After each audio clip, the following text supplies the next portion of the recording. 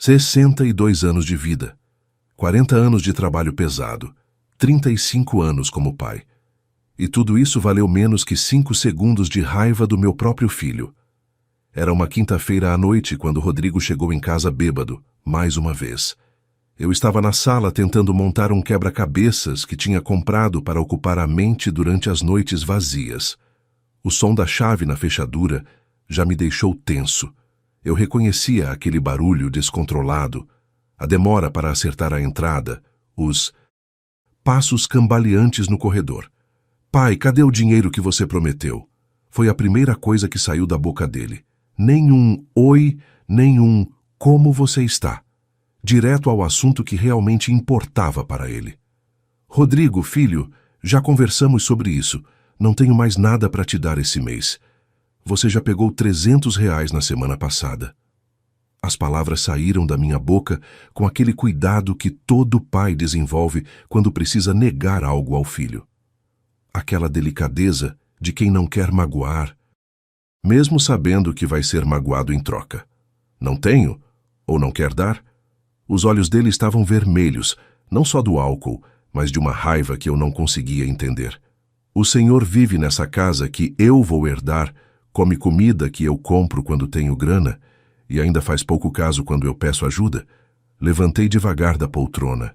Meu joelho esquerdo estalou. Aquela velhice que chega sem pedir licença, lembrança dos anos carregando peso na construção civil. "Filho, essa casa eu comprei com o meu suor. Trabalhei 40 anos para... Para quê? Para ficar aí contando história de como era trabalhador?" Rodrigo deu um passo na minha direção. "O senhor não serve para nada hoje em dia. É só um peso, um velho que fica enchendo o saco." Tem momentos na vida de um homem em que as palavras machucam mais que qualquer pancada física. Aquelas 7 palavras, "o senhor não serve para nada", saídas da boca do menino que eu ensinei a amarrar o sapato que carreguei nas costas quando estava cansado, que consolei quando acordava com pesadelo. "Rodrigo, não fala assim comigo, eu sou seu pai. Pai de merda, pai que não dá dinheiro quando o filho precisa." Foi aí que aconteceu. Rodrigo avançou em mim e me deu um empurrão no peito. Não foi forte, mas foi certeiro. Meu equilíbrio não é mais o mesmo de quando eu tinha 20 anos. Caí para trás, sentei no chão com força, senti uma dor aguda no quadril direito. Fiquei ali, sentado no chão frio da sala, olhando para cima, para aquele homem de 32 anos que eu não reconhecia mais. O silêncio que se seguiu foi o mais pesado da minha vida. Não era só o constrangimento de estar no chão, era a constatação de que meu próprio filho tinha me empurrado, meu próprio sangue tinha levantado a mão para mim. "Olha só como o senhor tá ridículo aí no chão." Rodrigo riu, um riso que gelou meu sangue. "Levanta daí, homem, para de fazer drama." Levantei devagar, com dificuldade. Minha dignidade tinha ficado no chão, mas meu corpo ainda conseguia se erguer. Olhei nos olhos dele e vi um estranho. Um completo estranho que morava na minha casa, comia da minha comida e me via como um obstáculo. "Amanhã cedo você me dá o dinheiro, tá?" Ele disse isso como se nada tivesse acontecido, como se empurrar o próprio pai fosse normal. "Preciso pagar umas coisas." Rodrigo saiu para o quarto dele, me deixando sozinho na sala. Apaguei a TV, juntei as peças do quebra-cabeças espalhadas pelo chão e fui para meu quarto. Sentei na cama que compartilhei com minha falecida esposa por 28 anos e pela primeira vez em muito tempo chorei. Chorei pela humilhação, chorei pela dor no quadril, mas principalmente chorei por perceber que tinha criado um homem que não me respeitava. Um homem que me via como um banco que devia estar sempre disponível, como um servo que devia agradecer por ser maltratado. Naquela noite, deitado no escuro, uma pergunta martelava na minha cabeça. Quando foi que eu deixei de ser pai para virar apenas um provedor? Quando foi que o respeito que eu merecia como homem, como pai, como ser humano, se transformou em obrigação de dar dinheiro sem receber nenhum obrigado em troca? Você já se sentiu assim? Já teve a sensação de que uma vida inteira de trabalho, de sacrifício, de amor paterno, vale menos que um capricho momentâneo do próprio filho? Já ficou no chão, literalmente ou figurativamente, olhando para cima e se perguntando onde foi que errou? Se você já sentiu que uma vida inteira de trabalho como pai valia menos que um empurrão e uma risada debochada, fica comigo até o final dessa história, porque o que aconteceu na manhã seguinte mudou tudo. Se você já teve a dignidade pisoteada pelo próprio filho e ainda assim continuou sendo bonzinho, essa história vai te fazer repensar muita coisa. Se inscreve no canal para não perder os próximos relatos, porque aqui eu não conto história de vítima. Eu conto história de transformação. Meu nome é João Carlos Ferreira.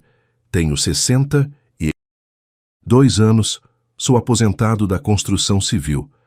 E por muito tempo achei que ser bom pai significava aceitar qualquer coisa dos filhos em nome do amor familiar. Mas naquele chão frio da minha sala, eu finalmente entendi que existem limites que nem o amor de pai pode atravessar. Para você entender como cheguei naquele momento humilhante, preciso voltar um pouco no tempo. Rodrigo não nasceu ingrato. Nenhum filho nasce ingrato. A ingratidão é construída tijolo por tijolo, desculpa por desculpa, só dessa vez, por só dessa vez. Rodrigo veio ao mundo em 1991, quando eu tinha 30 anos, e minha esposa, Sandra, 26. Eu trabalhava como pedreiro numa construtora em São Paulo, ganhava razoável para a época, e Sandra era costureira. Não éramos ricos, mas tínhamos o suficiente para criar nosso filho com dignidade. Lembro do dia em que Rodrigo nasceu como se fosse ontem. Estava terminando um serviço no 10º andar de um prédio, quando Sandra me ligou dizendo que estava começando a sentir as dores. Larguei tudo literalmente. Deixei as ferramentas no andar, pedi para o mestre de obras me cobrir e saí correndo para o hospital. Quando vi aquele rostinho vermelho nos braços da Sandra, jurei para mim mesmo que ia ser o melhor pai do mundo, que meu filho nunca passaria pelas dificuldades que eu passei, que ele teria tudo que eu não tive, estudo, oportunidades, segurança. E olha que eu cumpri essa promessa. Nos primeiros anos, Rodrigo era minha alegria. Todo final de semana, eu o levava para o parque. Ensinei ele a andar de bicicleta, a jogar futebol, a pescar no rio que tinha perto de casa. Sandra sempre dizia que eu era pai coruja demais, que ia estragar o menino. Talvez ela estivesse certa. Quando Rodrigo fez 7 anos, comecei a fazer horas extras para pagar uma escola particular. Não era das mais caras da cidade, mas era bem melhor que a pública. Eu saía de casa às 5 da manhã e voltava às 9 da noite. Sábados e domingos eu pegava serviços extras, pintura, pequenos reparos, qualquer coisa que desse dinheiro. Sandra reclamava que eu estava trabalhando demais, que o menino precisava do pai presente, não só do dinheiro, mas eu pensava diferente. Eu pensava que estar presente era garantir que ele tivesse futuro. Que criança não entende de conta para pagar, mas entende de tênis novo, de brinquedo no Natal, de passeio no shopping. Aos 12 anos, Rodrigo queria um videogame. Não era qualquer videogame, era o mais caro da loja. Custava o equivalente a 15 dias do meu salário. Sandra achou exagero, mas eu não consegui negar. Trabalhei um mês inteiro de final de semana para comprar aquele presente. A alegria no rosto dele quando abriu a caixa no Natal. Cara, aquilo valia mais que qualquer descanso que eu podia ter tido. Ele me abraçou, disse que eu era o melhor pai do mundo, prometeu cuidar bem do videogame. E cuidou mesmo, por alguns meses. Depois dos 14, Rodrigo começou a mudar. A adolescência chegou com força total. Parou de me procurar para conversar. Parou de ir pescar comigo nos domingos. Começou a achar vergonha das minhas mãos calejadas quando eu ia buscá-lo na escola. Pai, você não pode vir me buscar com essa roupa de trabalho. Os meus amigos vão ver. Doeu, mas eu entendi. Adolescente tem vergonha mesmo. Comecei a trocar de roupa antes de buscá-lo, a tomar banho depois do trabalho mesmo estando cansado, só para não envergonhá-lo na frente dos colegas. Aos 16, chegou o primeiro pedido de dinheiro para sair com os amigos, R$ 50. Pai, todo mundo vai no cinema e só eu vou ficar em casa? Como negar? Dei os 50, depois viraram 100, depois 200, sempre com a mesma justificativa. Todo mundo tinha, menos ele. Sandra tentou conversar comigo algumas vezes. João, você está criando um menino mimado. Rodrigo precisa aprender o valor das coisas. Mas eu defendia meu filho. Sandra, ele é jovem. Jovem tem que aproveitar. Eu não tive essa oportunidade na idade dele. E foi assim que, sem perceber, fui construindo um monstro. Cada sim que eu dava quando deveria ter dito não. Cada justificativa que eu aceitava sem questionar, cada limite que eu deixava passar, tudo isso foi moldando um homem que cresceu achando que eu lhe devia alguma coisa. Quando Sandra morreu de câncer há 5 anos, Rodrigo tinha 27. Em vez de nos aproximarmos na dor, ele se afastou ainda mais. Mudou para o quarto da mãe, disse que precisava de mais espaço. Começou a trazer mulheres para casa sem nem me avisar. A casa que era nossa virou a casa dele, onde eu era tolerado. Os pedidos de dinheiro aumentaram. Agora não eram mais para cinema ou balada, eram para emergências, conta de cartão de crédito, prestação da moto, problema no trabalho que vai se resolver mês que vem. Sempre mês que vem. Nunca chegava esse mês que vem. Eu dava porque era meu filho, porque um pai não abandona um filho, porque, no fundo, eu ainda acreditava que aquele menino que me abraçava no Natal estava lá em algum lugar, apenas perdido. Mas naquela quinta-feira, no chão da minha própria sala, olhando para cima e vendo o desprezo nos olhos dele, eu finalmente entendi. Eu não tinha criado um filho. Eu tinha criado um parasita que me via como hospedeiro. A solidão que eu senti naquela noite foi diferente de todas as outras. Não era a solidão de quem perdeu a esposa. Era a solidão de quem perdeu a si mesmo no processo de tentar ser um bom pai. Tem sinais que todo pai deveria reconhecer, mas que a gente ignora porque vem embrulhado em papel de presente do amor familiar.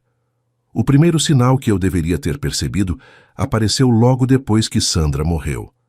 Era um domingo de manhã, 2 meses após o funeral. Eu estava organizando as coisas dela, tentando decidir o que doar e o que guardar como lembrança. Rodrigo entrou no quarto e disse: "Pai, posso falar com você?" Pensei que finalmente íamos ter uma conversa sobre a mãe dele, sobre como estávamos lidando com a perda. Sentei na cama, dei espaço para ele sentar ao meu lado como fazíamos quando ele era criança. Eu estava pensando, agora que é só nós dois na casa, não faz sentido você ficar com esse quarto grande, não é? Eu posso usar melhor esse espaço. Gelei, não pela sugestão em si, mas pela frieza. Não houve um "como você está se sentindo", não houve um "deve ser difícil mexer nas coisas da mãe". Apenas a informação de que ele queria o quarto. Filho, esse era o quarto que eu dividia com sua mãe há quase 30 anos.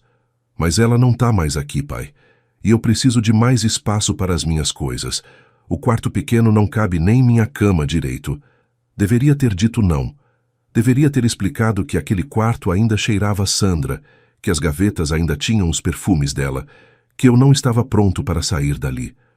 Mas olhei para o rosto dele e vi uma expectativa que me lembrava do menino que pedia videogame. "Tudo bem, filho. Vou começar a arrumar minhas coisas." O sorriso que ele deu não foi de gratidão, foi de satisfação, como alguém que acabou de ganhar uma negociação.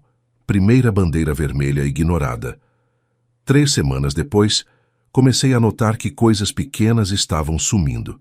Primeiro foi a máquina de café expresso que Sandra ganhou de presente de Natal da irmã. "Pai, levei para o trabalho porque lá o café é horrível", Rodrigo explicou quando perguntei. Depois sumiu o ferro de passar roupa novo. Depois, o micro-ondas. Sempre com explicações razoáveis. Emprestei para um amigo que está mudando de casa. Tá no conserto. Levei para o trabalho porque lá a gente não tem. Eu acreditava porque queria acreditar. Porque desconfiar do próprio filho é uma dor que poucos pais estão dispostos a suportar. O primeiro pedido de dinheiro emprestado veio no Dia dos Pais daquele ano. Rodrigo chegou em casa com um sorriso que eu não via há meses e uma garrafa de uísque. "Feliz Dia dos Pais, velho. Comprei seu uísque favorito." Senti uma alegria que não cabia no peito. Meu filho tinha se lembrado de mim, tinha comprado um presente, estava sendo carinhoso de novo. Abrimos a garrafa, brindamos, conversamos sobre futebol, sobre trabalho. Por algumas horas, senti que tinha meu filho de volta. No final da noite, quando já estávamos meio alegres, Rodrigo soltou: "Pai, você pode me emprestar uns R$ 400? É que eu comprei esse uísque e acabei ficando meio apertado. Pago sexta que vem quando receber." R$ 400 era muito dinheiro para mim na época, mas era Dia dos Pais. Ele tinha comprado o presente e estava sendo carinhoso. Como negar? "Claro, filho. Amanhã eu vou no banco e saco para você." Sexta chegou. Sexta passou. Na segunda, quando perguntei sobre o dinheiro, ele disse que tinha tido um imprevisto, mas que na próxima sexta sem falta me pagaria. A próxima sexta virou a próxima. Depois ele parou de mencionar o assunto, e eu, covardemente, também parei. Começou uma rotina que se repetiria pelos próximos anos. Rodrigo aparecia carinhoso quando precisava de algo, sumia quando conseguia, e reaparecia carinhoso na próxima necessidade. Era como se eu fosse um caixa eletrônico emocional. Só recebia atenção na hora do saque. O segundo grande sinal que eu ignorei foi no meu aniversário de 60 anos. Fiz questão de fazer uma festa pequena em casa. Convidei alguns primos, amigos do trabalho, pessoas queridas. Queria comemorar a vida, comemorar ter chegado até ali. Rodrigo disse que ia comparecer, que inclusive ia ajudar a organizar tudo. No dia da festa ele sumiu. Mandou uma mensagem dizendo que tinha aparecido um compromisso inadiável e que depois me explicaria direitinho. Passei meu aniversário de 60 anos explicando para todo mundo onde estava meu filho. Ele trabalha muito, vocês sabem como é. Apareceu uma emergência no serviço. Ele queria muito estar aqui. Mentiras que eu contava para os outros e para mim mesmo. Rodrigo apareceu em casa 3 dias depois com um presente. Uma camisa que claramente tinha comprado em qualquer loja no caminho. Nem tirou a etiqueta direito. "Desculpa, pai, apareceu um trampo que eu não podia recusar. Mas olha, comprei essa camisa que combina com você." Agradeci. Usei a camisa no domingo seguinte. Era horrível, mas usei porque era presente do meu filho. O terceiro sinal foi quando comecei a perceber que Rodrigo trazia mulheres para casa sem nem me avisar. Eu acordava de manhã e encontrava uma estranha na minha cozinha, tomando café com meu açúcar, usando minha louça. "Pai, essa é a Jéssica. Jéssica, meu pai." "Nenhum. Você se importa se ela ficar para o café?" "Nenhum, pai. Posso apresentar minha namorada?" Apenas a informação de que uma desconhecida estava na minha mesa. Algumas eram educadas, cumprimentavam, agradeciam. Outras mal olhavam na minha cara. Todas saíam de manhã como se eu fosse parte da mobília da casa. Um dia, criei coragem de conversar com Rodrigo sobre isso.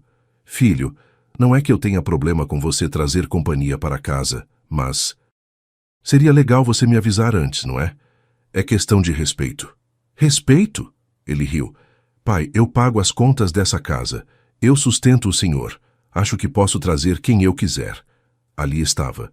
Finalmente, a verdade nua e crua, na cabeça dele, porque ele contribuía com algumas despesas. Nunca todas, nunca integralmente. Ele tinha direito de fazer o que quisesse na casa que eu paguei durante 20 anos de financiamento. "Rodrigo, você ajuda com algumas contas, mas essa casa eu conquistei com meu trabalho. Trabalho de 40 anos atrás, pai. O que vale é hoje, e hoje quem trabalha aqui sou eu."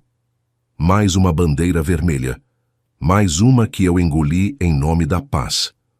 O quarto sinal foi quando Rodrigo começou a me tratar como empregado na minha própria casa.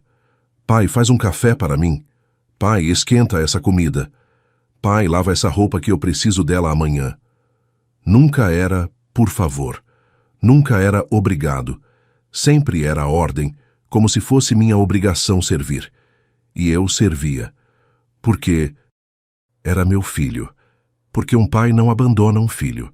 Porque, no fundo, Eu ainda acreditava que se eu fosse paciente o suficiente, carinhoso o suficiente, compreensivo o suficiente, eu teria meu menino de volta.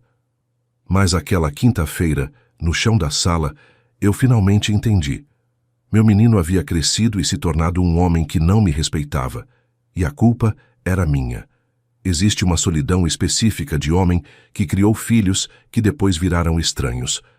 Não é só a ausência de companhia, é a presença de alguém que deveria te amar, mas que te vê apenas como utilidade. Depois que Rodrigo se mudou para o quarto principal, as coisas foram piorando gradualmente. O que começou como empréstimos de dinheiro virou uma transferência mensal não oficial. Todo mês tinha uma emergência. Todo mês tinha uma justificativa. Todo mês eu abria a carteira. Pai, minha moto quebrou e eu preciso dela para trabalhar. Pai, o cartão de crédito veio alto esse mês por causa de umas compras que fiz para o apartamento. Que apartamento? Ele morava comigo. Pai, o dentista disse que eu preciso fazer um canal e é urgente. Sempre urgente. Sempre inadiável. Sempre com aquela cara de quem está pedindo o último favor da vida. Eu dava porque era meu filho. E porque no fundo eu tinha medo. Medo de que se eu dissesse não ele fosse embora de vez. Medo de ficar sozinho naquela casa grande, com apenas as lembranças da Sandra e o eco dos meus próprios passos. O que eu não percebia é que sozinho eu já estava, só que pior, sozinho e sendo explorado. A exploração não era só financeira, era emocional, psicológica. Rodrigo desenvolveu uma habilidade sinistra de me fazer sentir culpado por coisas que nem eram minha responsabilidade. Pai, se eu não conseguir pagar o IPVA da moto, vou perder o emprego. Aí como é que fica? Pai, todos os meus amigos têm pai que ajuda. Só o meu que fica fazendo drama por causa de dinheiro. Pai, a diferença entre ter um pai presente e um pai ausente é essa. O presente ajuda quando o filho precisa. Frases calculadas para me atingir exatamente onde doía mais, no meu senso de responsabilidade paterna. Rodrigo tinha aprendido a transformar minha culpa em dinheiro, meu amor em combustível para a própria irresponsabilidade. E funcionava. Toda vez. O pior era que eu comecei a me isolar dos meus amigos por vergonha. Como explicar para o seu Miguel, meu vizinho de 40 anos, que meu filho de 30 e poucos ainda pedia dinheiro para mim todo mês? Como falar para meus colegas aposentados que eu estava financiando um adulto que me tratava como empregado? João, você está muito sumido, dizia o seu Miguel quando nos encontrávamos na padaria. Vamos tomar uma cerveja qualquer dia desses. Ah, Miguel, tô meio corrido. O Rodrigo está precisando de umas ajudas em casa. Mentira. O Rodrigo não precisava de ajuda em casa. O Rodrigo precisava de dinheiro para sustentar um estilo de vida que não podia pagar. Mas mentir era mais fácil que admitir a verdade. Que eu tinha criado um parasita emocional e não sabia como me livrar dele sem me sentir o pior pai do mundo. A manipulação psicológica do Rodrigo era sutil, mas devastadora. Ele havia descoberto todos os meus pontos fracos e sabia exatamente como apertá-los. Quando eu hesitava em dar dinheiro, ele usava a carta da comparação. O pai do Bruno comprou um carro para ele. O pai da Carla pagou a entrada do apartamento dela. Só o meu pai que fica nessa mesquinharia. Quando eu tentava estabelecer limites, ele usava a carta do abandono. Poxa, pai, pensei que eu podia contar com você. Se nem o próprio pai ajuda, quem é que vai ajudar? Quando eu pedia satisfação sobre o dinheiro anterior, ele usava a carta da revolta. Nossa, pai, que coisa feia! Ficar cobrando o próprio filho. Isso não é amor de pai, isso é agiota. E a pior de todas, quando eu estava realmente resistindo, ele usava a carta da Sandra. Pai, se a mãe estivesse viva, ela entenderia. Ela nunca negaria ajuda para o próprio filho. Essa última me quebrava sempre, porque Sandra realmente entendia quando Rodrigo precisava de algo. Mas Sandra também colocava limites. Sandra também sabia dizer não. Sandra não tinha medo de contrariar o filho quando necessário. Eu, por outro lado, tinha me tornado um pai refém. Refém da minha própria culpa refém do medo de ficar sozinho, refém da fantasia de que um dia meu filho ia acordar e me tratar com o respeito que eu merecia. O isolamento social foi se intensificando. Parei de frequentar o boteco onde jogava dominó com os amigos aos domingos. Não posso deixar o Rodrigo sozinho, eu dizia, como se um homem de 30 e poucos anos fosse uma criança que precisava de babá. Parei de ir às reuniões familiares. Era constrangedor demais ter que justificar porque meu filho adulto não trabalhava direito, porque sempre precisava de dinheiro, porque ainda morava comigo sem contribuir adequadamente. A casa foi ficando pesada. Eu caminhava pelos corredores como um fantasma, sempre pisando em ovos para não incomodar Rodrigo, sempre medindo palavras para não provocar um conflito. Quando ele trazia mulheres para casa, eu me trancava no meu quarto pequeno e fingia que não estava incomodado com os ruídos da vida adulta dele, acontecendo no quarto que foi meu por 30 anos. Quando ele fazia festa com os amigos na sala, eu ia dormir mais cedo para não atrapalhar. Na minha própria casa, eu me sentia como um intruso. A depressão começou a bater de forma silenciosa. Não era uma tristeza explosiva, era uma melancolia que se instalava devagar, como uma goteira que você não percebe até o dia em que o teto desaba. Acordava de manhã sem vontade de sair da cama. Para quê? Para encontrar Rodrigo na cozinha, com cara de quem estava fazendo um favor ao próprio pai ao dizer bom dia. Comecei a ter insônia. Ficava deitado pensando em quando tudo tinha dado errado, em que momento eu tinha deixado de ser respeitado como pai para virar apenas um provedor inconveniente. O pior era que eu não conseguia conversar com ninguém sobre isso. Homem da minha geração não foi criado para admitir que está sendo abusado emocionalmente pelo próprio filho. Homem da minha geração engole, aguenta e espera que as coisas se resolvam sozinhas. Mas as coisas não se resolvem sozinhas. Elas pioram devagar dia após dia, até que você se vê no chão da sua própria sala, olhando para cima e se perguntando como chegou até ali. A exploração financeira havia se tornado sistemática. Rodrigo não pedia mais dinheiro. Ele informava quanto precisava. Pai, vou precisar de R$ 500 essa semana. Como se fosse um salário que eu devesse a ele. Quando minha aposentadoria chegava na conta, ele já sabia exatamente quanto ia emprestar. Eu ficava com o básico para comer e pagar algumas contas. Ele ficava com o resto para financiar uma vida que estava muito acima das possibilidades dele.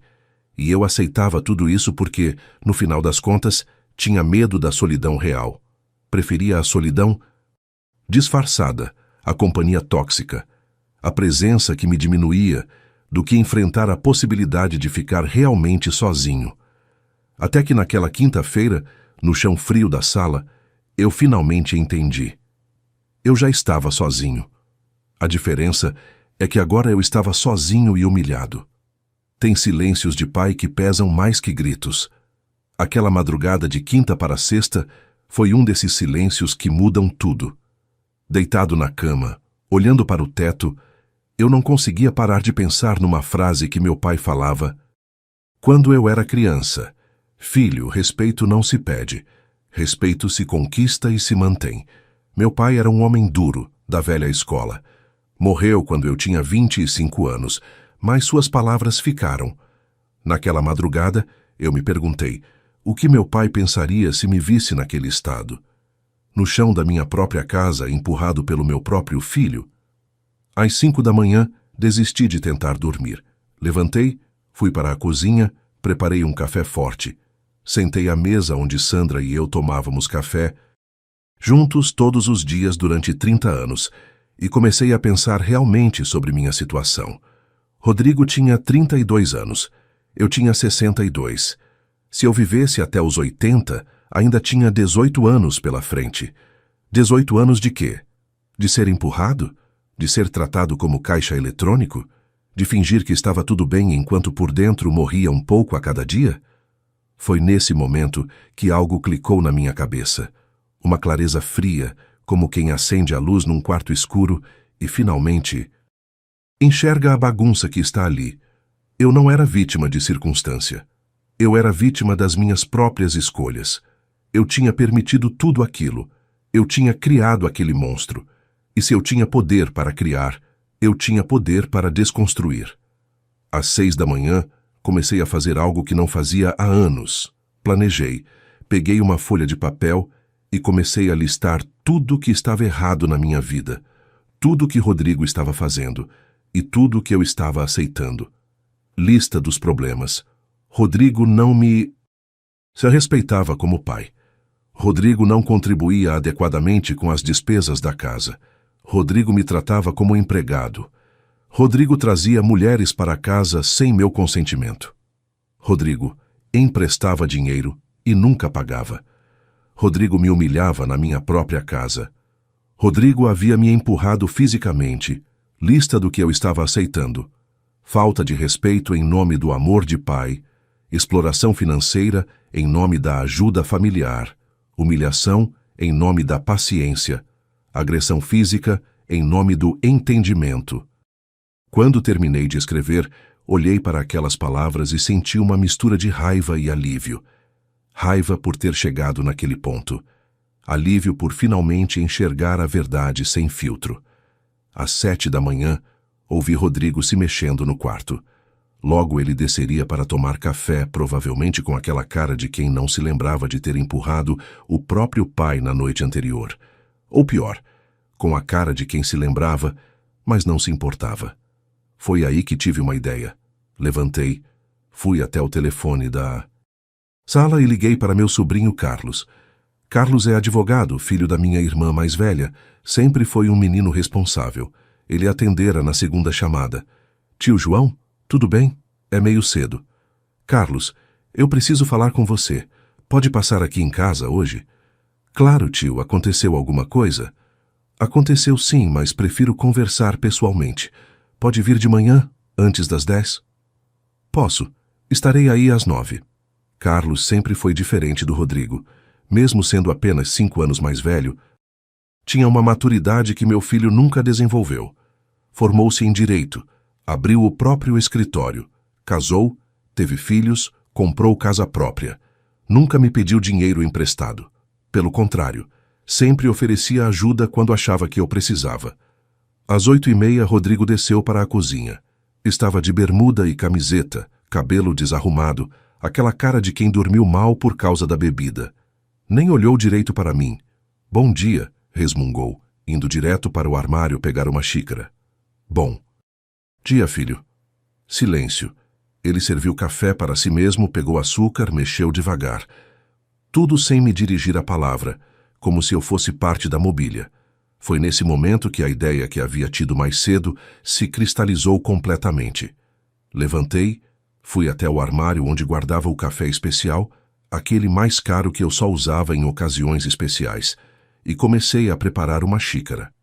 Esse café é bom, comentei, colocando 2 colheres de açúcar. Vou fazer uma xícara do seu jeito preferido. Rodrigo me olhou com surpresa. Não era normal eu ser tão atencioso depois de uma briga. Geralmente eu ficava magoado por alguns dias até ele resolver me dar alguma atenção. Preparei o café exatamente como ele gostava. Forte, doce, numa xícara grande. Levei até a mesa e coloquei na frente dele. Pronto, como você gosta. Rodrigo sorriu. Não era um sorriso de gratidão, era um sorriso de satisfação. Como alguém que acabou de confirmar que continua no controle. Assim que eu gosto, pai. Viu como... Não é difícil. Voltei para minha cadeira e tomei meu café em silêncio, observando-o beber. Cada gole dele era uma confirmação do que eu havia decidido. Às 9 em ponto, Carlos chegou. Rodrigo ainda estava na mesa, mexendo no celular enquanto terminava o café. Carlos, Rodrigo levantou para cumprimentar o primo. Que surpresa, cara. Tudo bem? Oi, Rodrigo. Vim falar com o tio João sobre uns negócios. Negócios? Rodrigo olhou para mim com curiosidade. Que negócios, pai? Depois a gente... Conversa, filho. Agora preciso falar com o Carlos. Saímos para o quintal, Carlos e eu. Quando a porta se fechou atrás de nós, senti um alívio enorme. Finalmente, ia conversar com alguém que me respeitava, que me via como homem, não como ATM. Tio, o que está acontecendo? Contei tudo para Carlos, desde os primeiros sinais de abuso até o empurrão da noite anterior. Falei sobre a exploração financeira, sobre a falta de respeito, sobre como me sentia prisioneiro na minha própria casa. Carlos me escutou sem interromper, mas vi a expressão dele mudando conforme eu relatava os fatos. Quando terminei, ele ficou alguns segundos em silêncio. Tio, isso não é normal. O que o Rodrigo está fazendo tem nome: abuso financeiro e psicológico. Ouvir aquelas palavras de alguém capacitado foi libertador e assustador ao mesmo tempo. Libertador porque confirmava que eu não estava sendo exagerado. Assustador porque colocava uma gravidade real na situação. Carlos, eu preciso da sua ajuda. Preciso saber quais são meus direitos, preciso entender como posso retomar o controle da minha vida. Tio, legalmente falando, essa casa é sua, certo? Está no seu nome? Está. Quitei o financiamento há 5 anos. E a aposentadoria vem para sua conta? Vem. Então, tio, você tem todo o direito de estabelecer regras na sua casa. Todo o direito de exigir respeito. Todo o direito de decidir quem pode ou não pode morar com você. Carlos tirou uma caneta e um papel do bolso e começou a anotar. Vamos fazer o seguinte: vou redigir um documento estabelecendo regras claras para quem mora na sua casa. Vai incluir contribuição obrigatória com as despesas, proibição de agressão física ou verbal e consequências para quem não cumprir. E se ele não aceitar? Então ele vai ter que procurar outro lugar para morar. Tio, você não é obrigado a sustentar um homem de 32 anos que te trata mal. Passamos 1 hora conversando sobre estratégias. Carlos me orientou a documentar tudo. Anotar datas, valores, emprestados, episódios de agressão. Se um dia você precisar provar alguma coisa, vai ter tudo registrado. Também conversamos sobre apoio emocional. Carlos me deu o contato de um grupo de apoio para homens idosos em situação de vulnerabilidade familiar. Existe sim, tio. Você não é o único passando por isso. Quando Carlos foi embora, voltei para casa com uma sensação que não tinha há anos: esperança. Não esperança de que Rodrigo mudasse. Eu já havia desistido disso. Esperança de que eu podia mudar minha própria situação. Rodrigo estava assistindo TV na sala. Quando me viu, perguntou: "E aí, pai, que negócio era esse com o Carlos?" "Assunto de família", respondi, indo direto para meu quarto. Passei o resto do dia organizando documentos: certidão da casa, comprovantes de aposentadoria, recibos de pagamento de contas. Estava montando meu dossiê de independência. À noite, Rodrigo saiu. Não disse para onde nem quando voltava. Costume antigo. Aproveitei para ligar para alguns amigos que não conversava há muito tempo. "João, quanto tempo? Como você está?" Era a voz do seu Miguel. "Estou bem, Miguel. E você?" Conversamos por 40 minutos. Foi a primeira conversa genuína que tive em meses. No final, Miguel me convidou para um churrasco no domingo. "Pode contar comigo", respondi. Depois liguei para minha irmã, mãe do Carlos. "João, o Carlos me contou que vocês conversaram hoje. Como você está?" Estou me preparando para uma mudança, Lúcia." Conversamos por 1 hora. Lúcia me ofereceu total apoio. "Se você precisar ficar uns dias aqui em casa enquanto resolve essa situação, pode vir." Quando desliguei o telefone, senti algo que não sentia há anos. Eu não estava sozinho. Eu tinha família que me amava de verdade, amigos que sentiam minha falta, pessoas que se importavam comigo como ser humano, não apenas como provedor. Na sexta de manhã, levantei com uma energia diferente. Preparei meu café normal e esperei Rodrigo descer. Quando ele apareceu na cozinha, preparei novamente o café especial para ele. Coloquei na mesa com o mesmo cuidado do dia anterior. "Bom dia, filho." "Bom dia, pai." Rodrigo se sentou e começou a tomar o café. "Nossa, você tá carinhoso. Que bom." Sentei na minha cadeira e disse: "Rodrigo, preciso falar com você sobre algumas coisas." "Falar sobre o quê?" "Sobre como vamos viver daqui para frente nessa casa." Rodrigo parou de tomar o café e me olhou com uma expressão entre surpresa e irritação. Como assim? Senta aí e toma seu café. Vou te explicar direitinho. Foi nesse momento que ouvi a campainha tocar. Levantei para atender, sabendo exatamente quem era. Abri a porta e ali estava Carlos, pontual como sempre, com uma pasta na mão e um sorriso no rosto. Bom dia, tio. Bom dia, Carlos. Entra. Voltamos para a cozinha. Rodrigo estava com a xícara de café na mão, mas não bebia mais. Olhava fixamente para Carlos, claramente tentando entender o que estava acontecendo. Carlos, disse. Que surpresa de novo. Oi. Rodrigo. Carlos puxou uma cadeira e sentou à mesa, colocando a pasta na frente dele. Vim aqui falar sobre a nova organização da casa. O sorriso sumiu completamente do rosto do Rodrigo. Nova organização da casa? Rodrigo repetiu, colocando a xícara de café na mesa com força desnecessária. Que organização é essa? Carlos abriu a pasta com calma profissional, tirou algumas folhas e as colocou sobre a mesa. Eu permaneci em pé, observando a cena que havia planejado desde a madrugada anterior. Rodrigo, comecei. Carlos é advogado, como você sabe. Pediu para ele redigir um documento estabelecendo algumas regras básicas para quem mora nesta casa. Regras? Rodrigo se levantou da cadeira bruscamente. Que regras? Que história é essa? Carlos manteve a voz calma e profissional. São diretrizes simples sobre convivência, contribuição com despesas e respeito mútuo. Nada muito complicado. Respeito mútuo? Rodrigo começou a andar pela cozinha. Pai, que palhaçada é essa? Por que você não falou comigo antes? Filho, respondi sentindo uma firmeza na voz que não tinha há anos. Porque não é uma negociação. São as novas regras da minha casa. A expressão no rosto do Rodrigo mudou completamente. O deboche deu lugar à surpresa, depois à raiva. Sua casa. Nossa casa, pai. Eu moro aqui há mais de 30 anos. Exato, disse Carlos, pegando a primeira folha.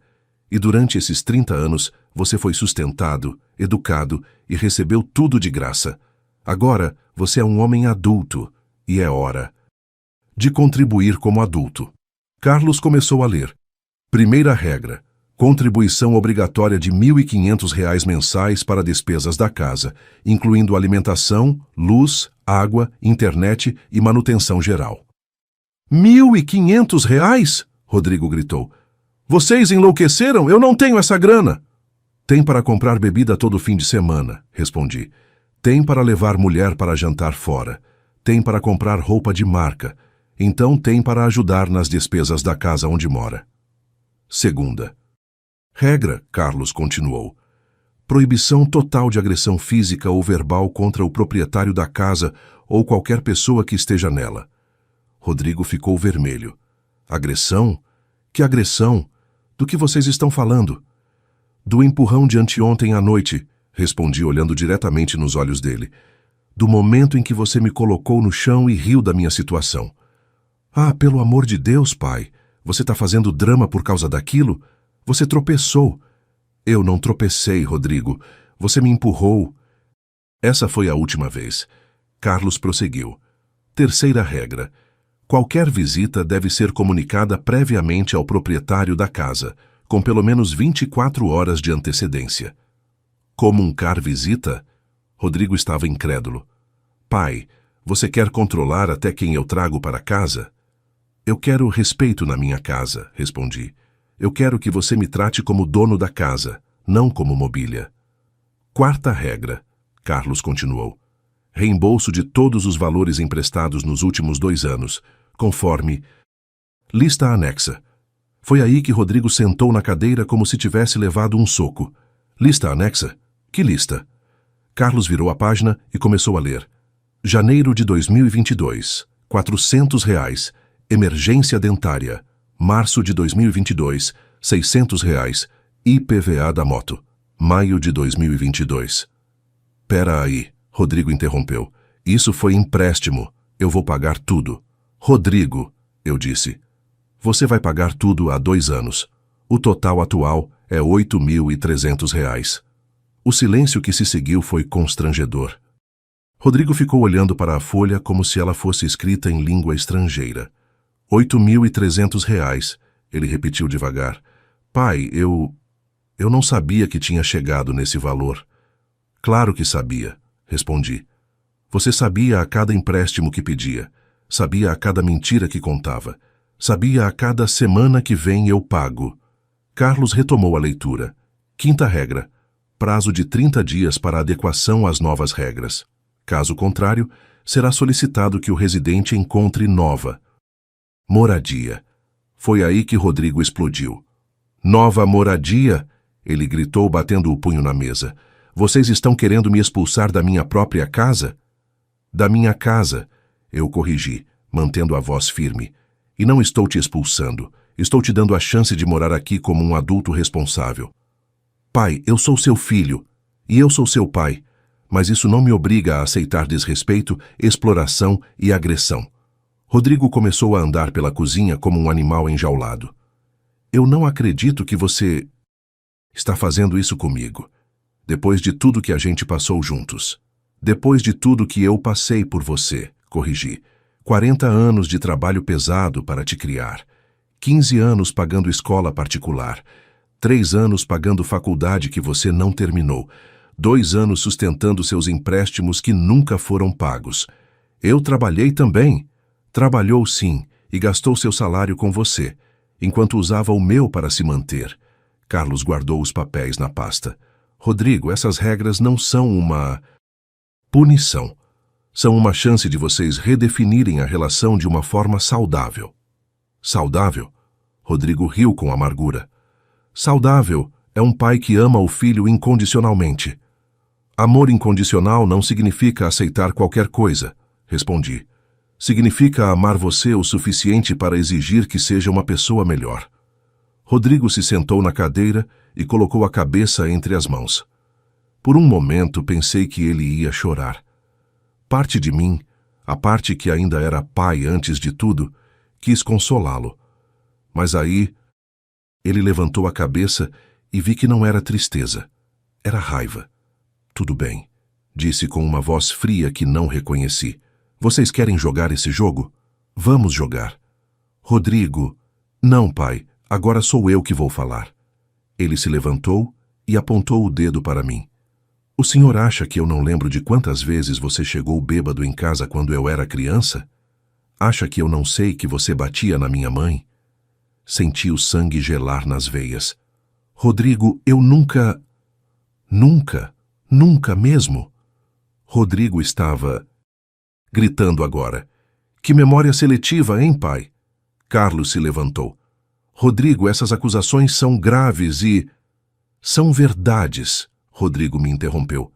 Minha mãe me contou tudo antes de morrer. Como você bebia, como você era agressivo, como ela tinha medo de você.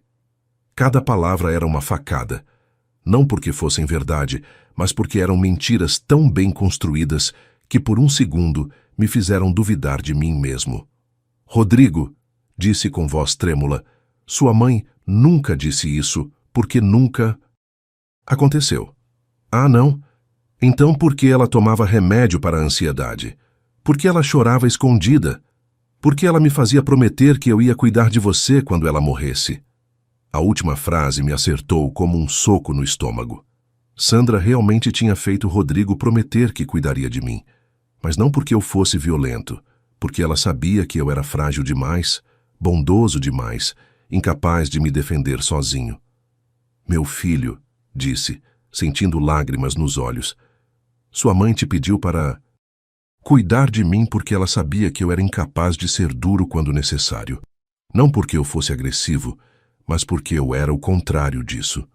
Mentira! Carlos, virei para meu sobrinho. Você conhecia a Sandra, você conviveu conosco. Eu alguma vez levantei a mão para ela? Carlos balançou a cabeça. Tio João, em 30 anos de convivência familiar, jamais vi você levantar a voz para a tia Sandra, quanto mais agredi-la. Rodrigo percebeu que a mentira não estava funcionando. Mudou de estratégia. Tá bom, talvez eu tenha exagerado nisso, mas e o abandono emocional, pai? E as vezes que você escolheu trabalhar em vez de estar comigo? Eu trabalhava para sustentar você. Você trabalhava porque não queria ficar em casa, porque era mais fácil trabalhar do que ser pai presente. Mais uma vez, uma mentira misturada com uma verdade. Sim, eu trabalhava muito, mas trabalhava por amor, por responsabilidade, para dar a ele tudo que eu não tive. Rodrigo, Carlos interveio, mesmo que esses argumentos fossem válidos, eles não justificariam a forma como você trata seu pai hoje. Como eu trato meu pai? Eu moro com ele, eu faço companhia para ele. Se eu sair daqui, ele vai ficar sozinho. Você não faz companhia, respondi, finalmente encontrando minha voz novamente. Você é um inquilino que não paga aluguel, você não conversa comigo, não me respeita, não me trata como pai, você me usa. Eu te uso? Rodrigo gritou.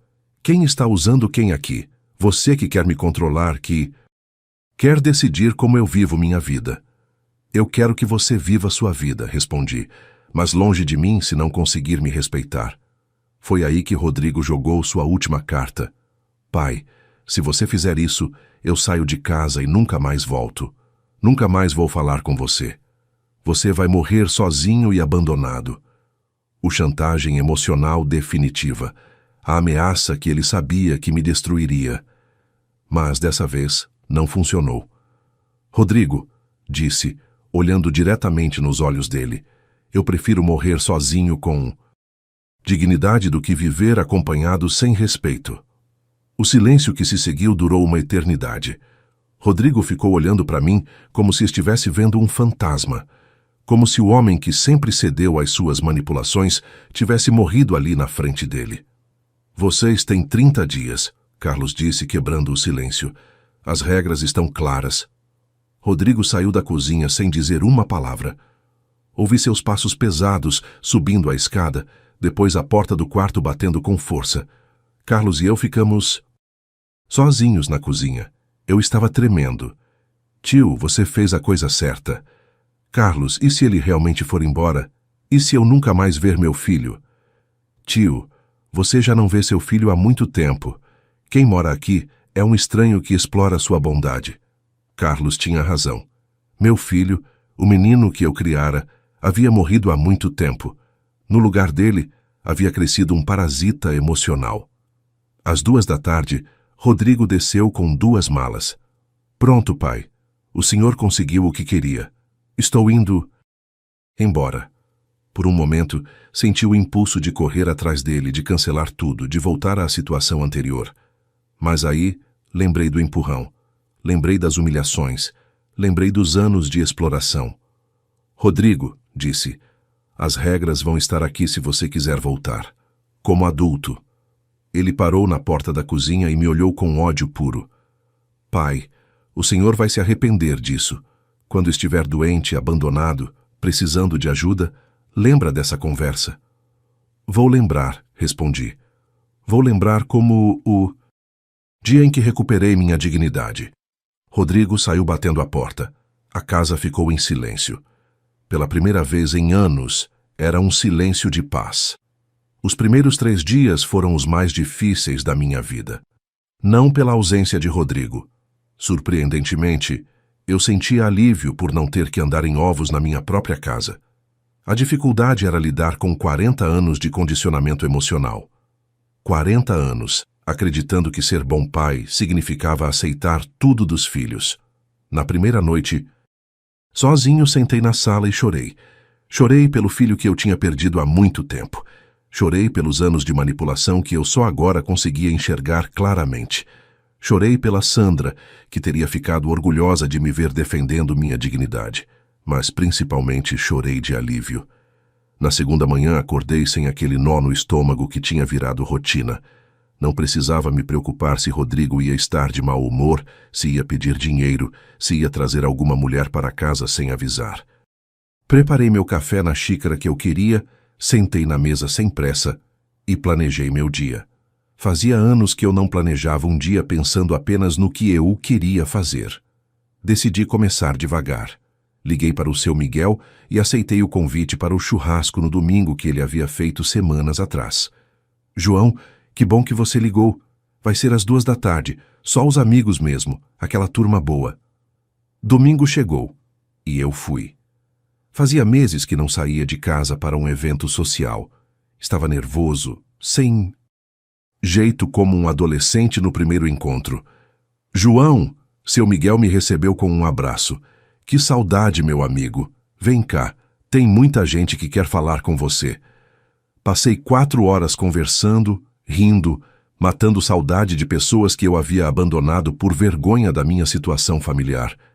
Ninguém perguntou sobre Rodrigo, e eu não precisei inventar desculpas. João, você tá com uma cara ótima, disse Dona Conceição, vizinha de 20 anos. Parece que rejuvenesceu. Talvez fosse verdade. Talvez a humilhação constante envelhece mais que os anos. Na volta para casa, no final da tarde, olhei para minha casa e senti algo que não sentia há muito tempo. Vontade de entrar. Não era mais um ambiente pesado, carregado de tensão. Era meu lar novamente. Durante a segunda semana, comecei a retomar contato com familiares que havia abandonado. Liguei para minha irmã Lúcia quase todo dia. João, você não imagina como estou feliz. Estava preocupada com você há tanto tempo, mas não sabia como ajudar. Por que não disse nada? Porque você sempre defendia o Rodrigo. Sempre arrumava desculpa para o comportamento dele. Era impossível conversar sobre o assunto. Lúcia estava certa. Eu havia me isolado de todos que tentavam me alertar sobre a situação.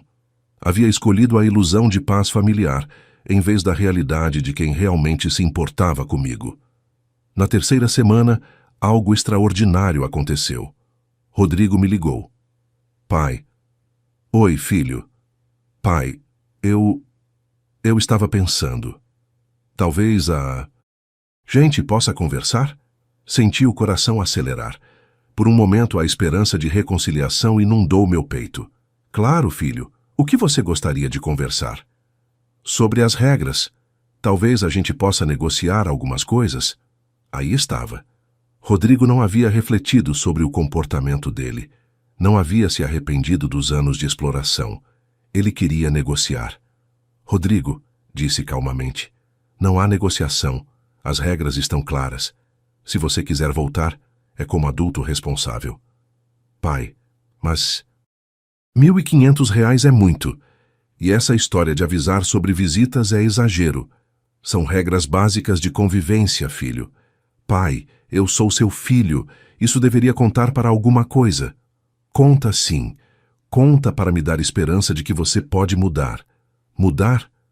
Mudar o quê? Sou eu que tenho que mudar? E ali estava a resposta que eu precisava. Rodrigo ainda não entendia o que havia feito de errado. Ainda se via como vítima. Rodrigo, quando você estiver pronto para uma conversa sobre respeito mútuo, a porta está aberta. Até lá, espero que você encontre um lugar onde seja feliz. Desliguei o telefone. Senti tristeza, mas também senti orgulho. Orgulho de ter mantido minha posição. Orgulho de não ter cedido à manipulação. Foi na 4ª semana que a verdadeira transformação começou. Decidi que estava na hora de fazer algo que adiava há 5 anos, reformar o quarto principal. O quarto que tinha sido meu e da Sandra, que Rodrigo havia tomado após a morte dela. Gastei minhas economias numa reforma completa. Tinta nova, móveis novos, cama nova. Transformei aquele espaço em algo meu novamente. Quando terminei, sentei na cama nova e chorei de novo. Mas dessa vez era choro de alegria. Tinha recuperado meu espaço. Foi também nessa época que comecei a frequentar o grupo de apoio que Carlos havia mencionado. Era uma reunião semanal de homens que passaram por situações de abuso familiar. Meu nome é João, e sou pai de um filho que me explorava financeira e emocionalmente. A primeira vez que disse essas palavras em voz alta foi libertadora. Estava numa sala com 10 homens que entendiam exatamente o que eu havia passado. João, disse seu Antônio, um senhor de 70 anos, quanto tempo você demorou para perceber que o problema não era você? 40 anos, respondi. Eu demorei 45, ele riu. Mas o importante é que a gente percebeu. Naquele grupo, aprendi que minha história não era única. Havia pais que foram explorados pelos filhos de formas ainda piores que a minha. Havia homens que perderam casas, carros, economias inteiras, tentando ajudar filhos ingratos, mas também havia histórias de recuperação. Homens que reconquistaram suas vidas, estabeleceram limites saudáveis e reconstruíram relacionamentos com base em respeito mútuo. O segredo, me disse seu Antônio, é entender que ser bom pai não significa ser pai capacho. Amor verdadeiro, às vezes, exige firmeza.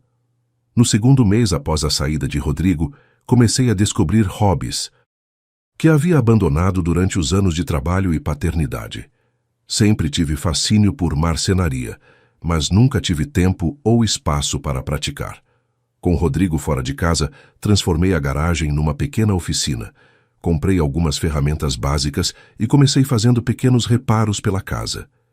Depois passei para projetos maiores, uma estante para a sala, uma mesa para o quintal, um banco para a varanda.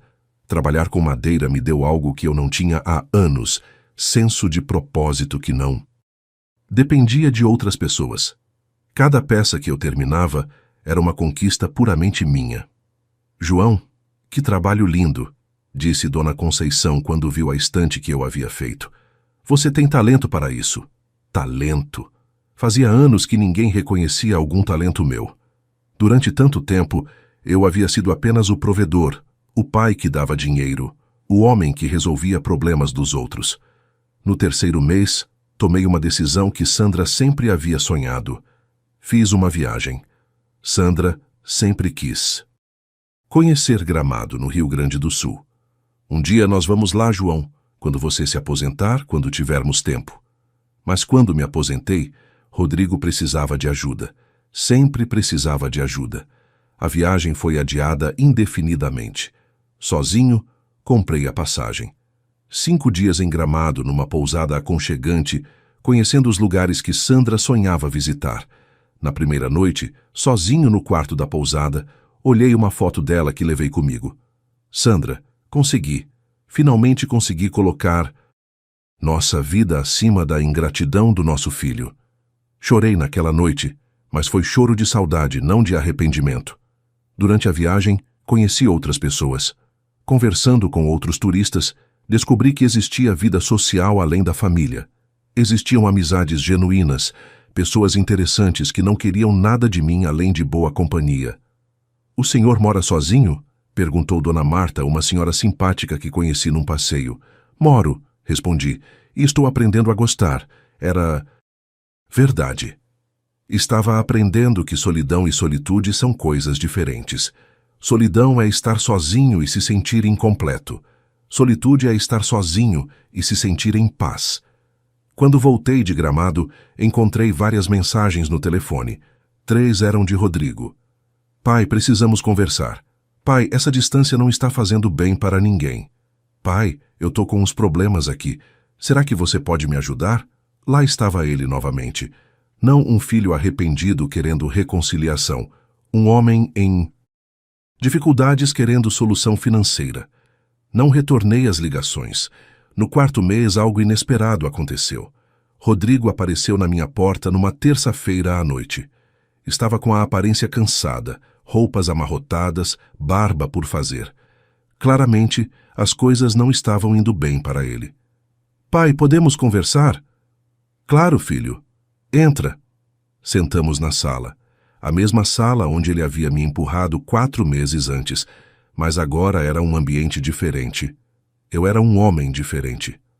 Pai, eu queria falar sobre as regras. O que você gostaria de falar sobre elas? Eu aceito. Senti o coração acelerar novamente, mas dessa vez mantive a calma. Você aceita todas elas? Aceito. Incluindo contribuir com R$ 1.500 mensais? Aceito. Incluindo pagar os R$ 8.300 que você me deve? Rodrigo hesitou. Pai, sobre essa dívida, será que a gente não pode negociar um desconto? E ali estava. Mesmo dizendo que aceitava tudo, ele ainda tentava manipular a situação. Não, filho, são R$ 8.300. Podem ser parcelados, mas não podem ser perdoados. Pai, mas é muito dinheiro. É o dinheiro que você me pediu emprestado. Se era muito, não deveria ter pedido. Rodrigo ficou em silêncio por alguns minutos. Tá bem, pai. Aceito tudo. Posso voltar? Olhei para meu filho, porque, independente de tudo, ele ainda era meu filho, e senti uma mistura de amor e cautela. Rodrigo, você aceita as regras por conveniência ou porque entende por que elas existem? Como assim? Você entende que me empurrar foi errado? Que me tratar como empregado foi errado? Que explorar minha boa vontade foi errado? Rodrigo baixou a cabeça. Pai, às vezes eu exagerei, mas não foi por maldade. Não foi por maldade, mas foi por falta de respeito. É. E você está disposto a me tratar com respeito? Estou. Olhei nos olhos dele e vi algo que não via há muito tempo. Humildade genuína. Talvez 4 meses na vida real tivessem ensinado a ele o que 30 anos de facilidades não conseguiram. Rodrigo, você pode voltar, mas eu não sou mais o mesmo pai de antes. Eu mudei, e espero que você tenha mudado também. Mudei, pai. Mudei, sim. Rodrigo voltou para casa no dia seguinte. Trouxe os primeiros R$ 1.500 no mesmo dia. Propôs pagar a dívida em parcelas de R$ 500 mensais. Mas, principalmente, trouxe algo que eu não via há anos. Respeito. Bom dia, pai. Bom dia, filho. Posso fazer um café para o senhor? Pequenos gestos. Pequenas demonstrações de consideração que me mostraram que talvez, apenas talvez, meu filho tivesse realmente aprendido alguma coisa. E eu havia aprendido a maior lição da minha vida, que nunca é tarde para um homem recuperar sua dignidade. Que ser pai não significa ser capacho, que amor verdadeiro às vezes exige limites firmes. Aos 63 anos, eu havia renascido. Hoje, 1 ano e meio depois daquele empurrão que mudou minha vida, acordo todas as manhãs sabendo que sou respeitado na minha própria casa. Rodrigo mora comigo novamente, mas nossa relação é completamente diferente. Ele contribui religiosamente com as despesas. Nunca mais pediu dinheiro emprestado. Trata minhas visitas com educação e me avisa sempre que vai trazer alguém para casa. Mais importante, nunca mais levantou a voz para mim. A dívida de R$ 8.300 foi quitada há 17 meses, conforme acordado. No dia do último pagamento, Rodrigo disse algo que me marcou. Pai, obrigado. Obrigado por... Que, filho? Por não ter desistido de mim, por ter me forçado a crescer. Foi nesse momento que entendi completamente. Eu não havia perdido um filho quando estabeleci limites. Eu havia recuperado um filho quando parei de aceitar migalhas de respeito. Minha vida hoje é rica de formas que eu nem imaginava possível há 2 anos. Minha oficina de marcenaria virou quase um pequeno negócio. Vizinhos e amigos me procuram para fazer móveis sob medida. Não é pelos 500 ou R$ 1.000 que cobro pelos trabalhos. É pelo reconhecimento do meu talento, pelo senso de propósito que isso me dá. No grupo de apoio, virei uma espécie de veterano. Ajudo homens mais novos nessa jornada de recuperar a dignidade paterna. É impressionante quantos pais por aí estão vivendo o que eu vivi, aceitando o inaceitável em nome do amor familiar. Seu João, me disse um homem de 50 anos semana passada, como o senhor teve coragem de dar um ultimato para seu próprio filho? Porque percebi que não era ultimato, respondi. Era oferta. Oferta para ele ser a melhor versão de si mesmo. Viajo pelo menos 4 vezes por ano. Lugares que Sandra sonhava conhecer. Lugares que eu sempre quis ver, mas nunca tive coragem de ir sozinho.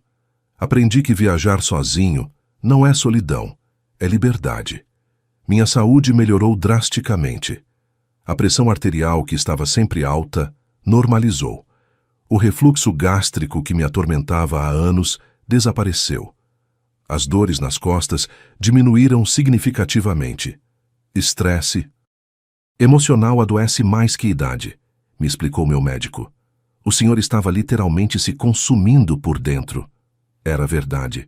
Os anos de humilhação constante, de andar em ovos na própria casa, de aceitar desrespeito diário, estavam me matando devagar. Hoje, aos 64 anos, me sinto mais forte e saudável que aos 60. Meu relacionamento com o resto da família se fortaleceu enormemente. Lúcia vem me visitar todo mês. Carlos virou presença constante em casa. Não mais como advogado, mas como sobrinho que me admira. Tio João, ele me disse recentemente, o senhor é inspiração para mim como pai. Quando meus filhos crescerem, quero ter a mesma firmeza que o senhor teve. Até mesmo Rodrigo reconhece hoje o que aconteceu.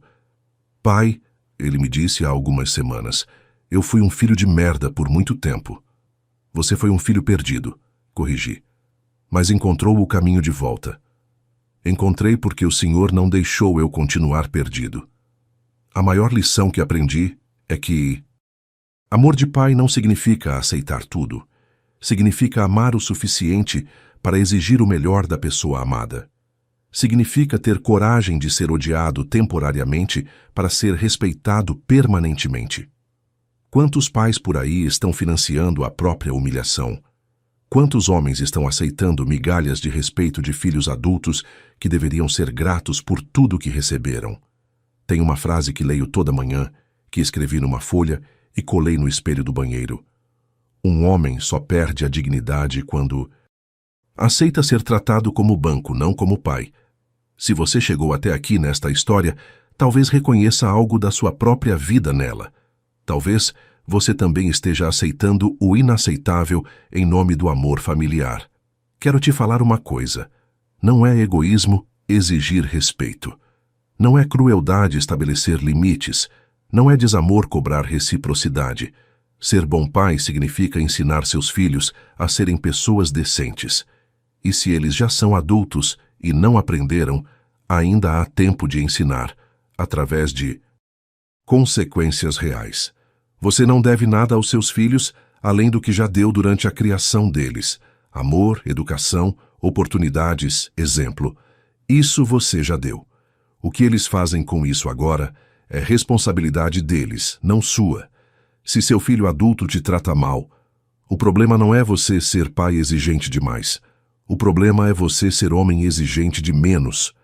Eu aprendi aos 62 anos que um homem não precisa aceitar migalhas de quem recebeu um banquete de oportunidades, que ser pai não significa ser explorado, que nunca, mas nunca mesmo, é tarde demais para um homem se reerguer e exigir o respeito que merece. Hoje, quando acordo de manhã, olho no espelho e vejo um homem que se respeita, um pai que soube amar com firmeza, um ser humano que escolheu a dignidade mesmo quando doeu. E você? Quando olha no espelho, vê um homem que se respeita ou vê alguém que aceita qualquer coisa para não ficar sozinho? A solidão com dignidade é melhor que companhia com humilhação. Sempre. Se a minha história como pai tocou seu coração, quero saber de onde você está assistindo. Escreve aqui nos comentários a sua cidade, seu estado ou até seu país. Deixa eu saber que essa mensagem chegou até você. E se você conhece algum pai que está aceitando menos do que merece, compartilha esse vídeo. Porque tem muitos homens precisando entender que valorizar-se não é egoísmo, é necessidade. Você já precisou impor limites com seus filhos? Como foi essa experiência? Me conta nos comentários. E se essa história te fez refletir, deixa seu like e se inscreve no canal para continuar acompanhando histórias reais de homens que escolheram sua dignidade. Quantas vezes nós, homens, engolimos desrespeito em nome da paz? Quantos pais estão financiando a própria humilhação? Eu aprendi aos 62 anos que um homem não precisa aceitar migalhas de quem recebeu um banquete de oportunidades, que ser pai não significa ser explorado e que nunca, mas nunca mesmo, é tarde demais para um homem se reerguer. Se inscreve no canal, ativa o sininho e compartilha com outros pais que precisam ouvir isso. Porque aqui a gente não conta a história de vítima, a gente conta a história de transformação, de dignidade recuperada, de homens que disseram não para a exploração e sim para o respeito próprio. Um abraço de São Paulo e lembra, você construiu muito mais do que uma família, construiu um homem que merece respeito.